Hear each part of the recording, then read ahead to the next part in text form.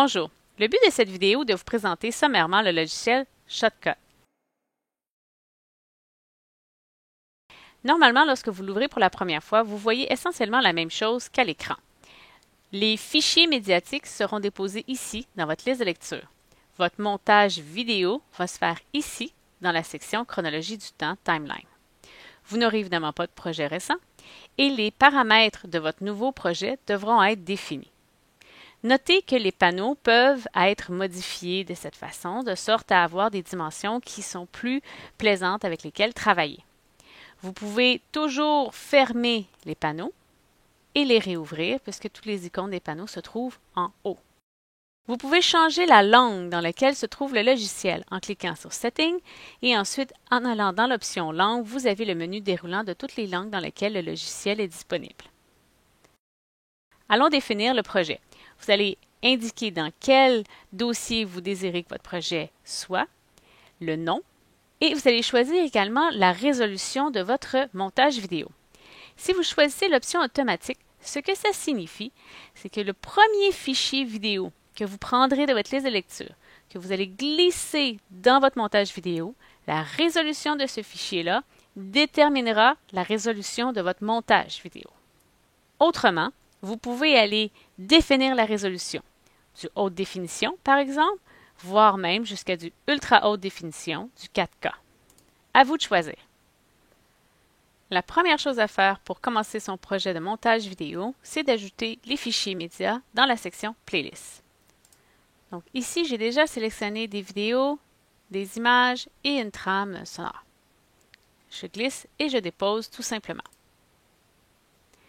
Ensuite, comme vous le remarquez, dans la chronologie du temps, je n'ai pas de track, je n'ai pas de rangée dans lesquelles on vient déposer nos vidéos, nos fichiers. Il faut que vous les créez. Donc, vous pouvez le faire ici, en cliquant sur le menu déroulant. Vous ajoutez une track audio, vous pouvez ajouter une track vidéo. Vous auriez pu faire un clic de droite, par exemple, et ajouter une track vidéo. Ou l'autre option, donc si je retire tout ça, vous auriez pu tout simplement glisser la trame vidéo dans la section Timeline et évidemment une track vidéo apparaît. Les tracks vidéo servent essentiellement pour des vidéos et pour des images que je peux aller mettre ici à la suite. Voilà. Alors que les trames audio vont servir cette fois-ci, donc je vais ajouter une trame audio, vont servir pour des fichiers audio, comme on le voit en ce moment, ou par exemple, je pourrais prendre un fichier vidéo quelconque et en la mettant sur la trame audio, c'est le son de cette vidéo qui demeure accessible. Maintenant, vous pouvez avoir plusieurs trames vidéo, donc ça peut être utile pour plusieurs options. Des fois, dans des questions d'animation, par exemple, vous allez avoir 2-3 trames vidéo qui peuvent jouer, ou par exemple, si vous voulez avoir à votre écran 2 fenêtres de vidéos qui jouent simultanément. Donc, c'est dans le cas où vous allez avoir 2 trames vidéo. Autrement, en fait, tous vos fichiers vidéo et images seront un à la suite de l'autre sur la track vidéo. Vous avez ici 2 shots. Et comme on voit, à chaque fois que je place mon curseur sur la shot, elle devient en encadré rouge. Donc, ça signifie qu'on l'a sélectionné. Vous pouvez modifier le temps que sera affichée l'image ou le vidéo en tout simplement déplaçant le curseur de gauche à droite d'une extrémité à l'autre. Vous pouvez modifier la hauteur occupée par la track en venant ici sur le menu déroulant, donc soit que je le veux grand ou si je le veux petit. Encore une fois, ça va dépendre de votre environnement de travail. Vous pouvez agrandir votre panneau sur lequel vous travaillez, parce que l'idée, c'est de faire ça le plus convivial possible lorsque vous travaillez sur votre montage vidéo. Autre information pratique, c'est ici sur la track vidéo, vous pouvez la rendre invisible lorsque vous ne voulez pas être embêté par les autres tracks vidéo qui sont présentes. Vous pouvez retirer le son, comme je l'ai fait à l'instant, ou vous pouvez la verrouiller complètement si vous ne voulez pas la modifier et être certain que rien ne bouge. Le curseur que vous voyez ici, au tout début du projet, apparaît ici.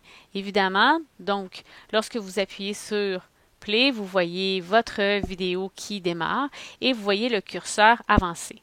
Le curseur devient intéressant, évidemment, lorsqu'on va utiliser les fonctions qui sont présentes ici. Lorsque vous allez travailler avec vos fichiers, donc une des premières choses que vous pouvez faire, c'est du copier-coller. Admettons que j'ai mon image de girafe qui est ici. Je veux qu'elle soit copiée. Je sélectionne Copier. Je sélectionne mon image d'abord. Copier. Et là où je place le curseur sera là où l'image sera collée. Donc, j'utilise Coller. Et voilà, l'image est placée. Ensuite, si je veux scinder une vidéo en deux, par exemple, donc je vais aller insérer mon vidéo, admettons, ici à la toute fin.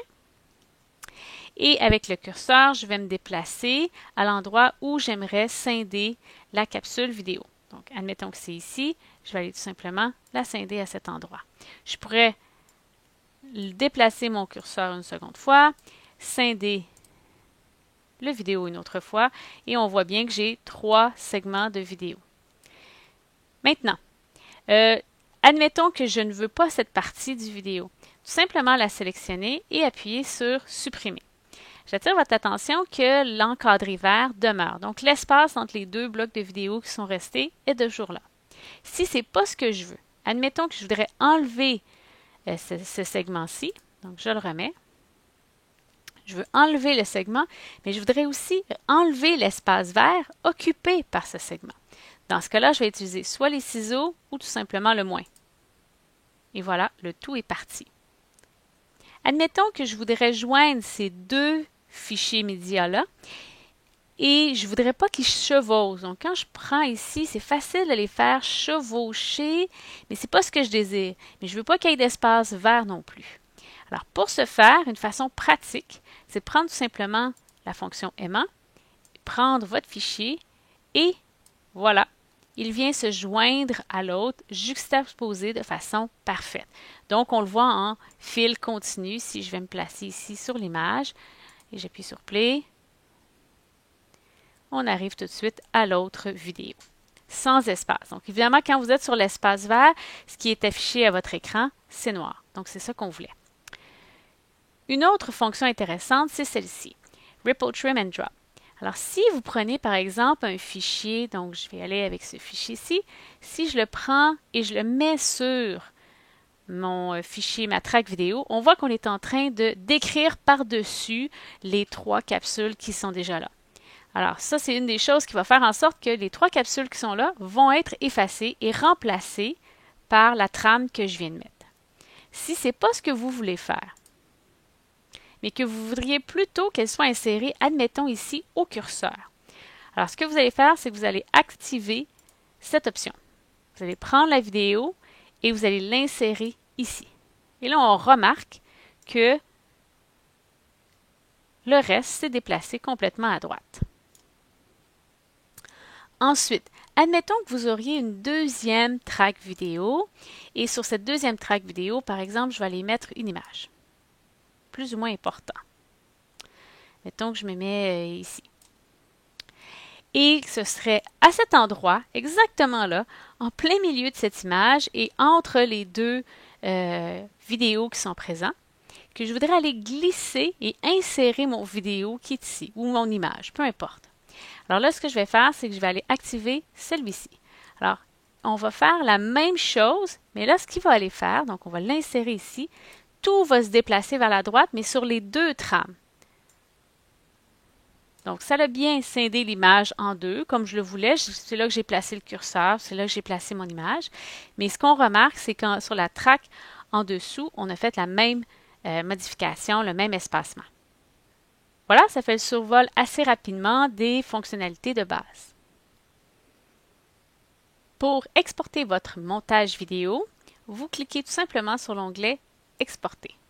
Comme vous voyez, la boîte apparaît ici à votre gauche. Il peut être pratique d'utiliser le X pour aller fermer d'autres boîtes et ici pouvoir mieux voir tous les éléments de cette nouvelle boîte que vous avez ouverte.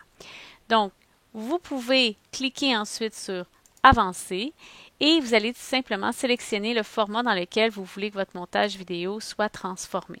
Vous pourriez modifier la résolution, etc., etc.